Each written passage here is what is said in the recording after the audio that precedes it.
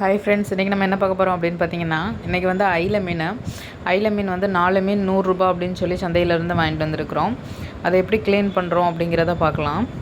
நீங்களும் இதே மாதிரி சந்தையில் 4 மீன் வாங்கியிருக்கிறீங்களா? இந்த 100 ரூபாய்க்கு இது வந்து ஒர்த்தா அப்படின்னு சொல்லி கமெண்ட்டில் சொல்லுங்கள். வாங்க நம்ம க்ளீன் பண்ணுறதை பார்க்கலாம். இப்போ நம்ம ஃபிஷ்ஷை தண்ணியில் போட்டு நல்லா வாஷ் பண்ணிக்கலாம். இந்த ஃபிஷ்ஷை வந்து கட் பண்ணுறதுக்கு வந்து சிசர் இருந்துச்சுன்னா நல்லா அந்த ஓரத்தில் இருக்கிறதெல்லாம் நல்லா கட் பண்ணி எடுத்துடலாம். நான் வந்து இன்றைக்கி சிசர் யூஸ் பண்ணியும் இது கத்தி யூஸ் பண்ணியும் தான் இதை வந்து வெட்ட போகிறேன். பாருங்கள் எப்படி செய்யலான்னு பார்ப்போம். இந்த அயில மீன் வந்து ரொம்ப உடம்புக்கு ஹெல்த்தியான ஒரு ஃபிஷ்ஷு. இது சாப்பிட்றது ரொம்ப நல்லது.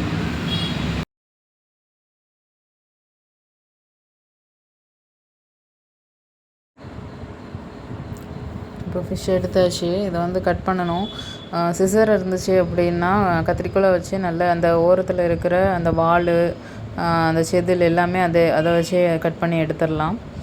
சிசர் இருந்துச்சுன்னா ரொம்ப யூஸ்ஃபுல்லாக இருக்கும். ஏன்னா அந்த மேலே இருக்கிறதெல்லாம் அருகாமனையில் வராது அவ்வளோக்கா.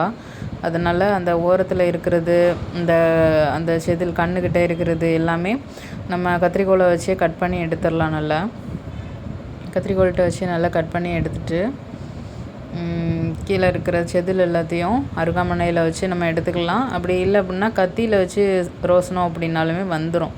கத்தியை வச்சு நம்ம அந்த ஆப்போசிட் டைரெக்ஷனில் பார்த்து எடுத்தாலே வந்துடும். பட் நான் வந்து அருகாமனையில் தான் அந்த செதில் எல்லாத்தையுமே எடுத்துருக்கிறேன்.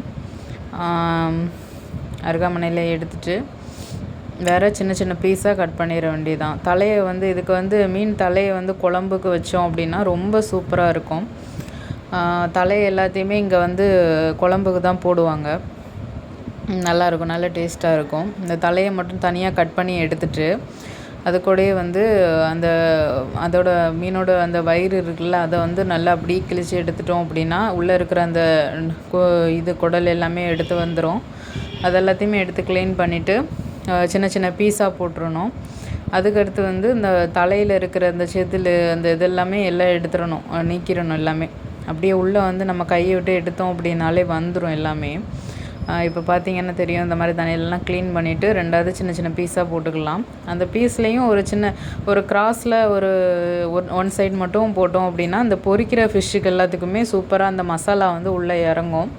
அதுக்காக வந்து என்ன பண்ணுவாங்க அப்படின்னா அந்த சாலை மீன், மத்தி மீன்லலாம் சைடில் வந்து ஒன் சைடு மட்டும் சின்னதாக ஒரு கீரல் போடுவாங்க.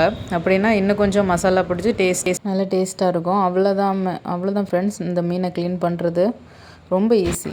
ஓகே ஃப்ரெண்ட்ஸ், பாய். நெக்ஸ்ட் வீடியோவில் பார்ப்போம்.